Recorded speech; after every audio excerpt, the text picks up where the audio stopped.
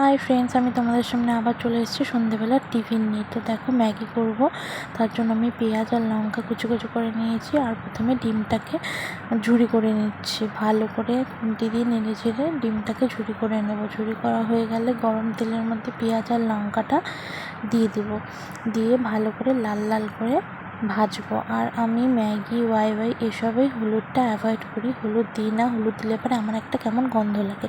তোমরা অবশ্যই হলুদ দিয়ে করতে পারো, সেটা তোমাদের ব্যাপার। তো দেখো ভালো করে লাল লাল করে ভেজে নিতে হবে।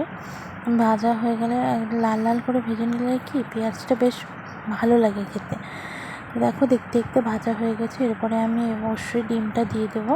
তো দেখো ডিমটা দিয়ে দিলাম, ডিমটা দেওয়ার পরে নাড়াচাড়া করে এরপরে আমি ম্যাগিটা দিয়ে দেবো। ম্যাগিটাও একটু ভালো করে নাড়াচাড়া করে নেবো। নাড়াচাড়া করে একটু লবণ দিয়ে তারপরে পরিমাণ মতন আমি জল দিয়ে দেবো। যেহেতু এখানে আমি একটু সুপি ম্যাগি করবো, সেই জন্য আমি জলটা একটু বেশি দেবো। তোমরা তোমাদের আন্দাজ মতন জলটা অবশ্যই দিয়ে দেবে। এরপরে আমি ম্যাগি মশলাটাও অ্যাড করে দিচ্ছি। অ্যাড করার পরে একটু নাড়া দিয়ে আমি এটাকে ঢেকে দেবো।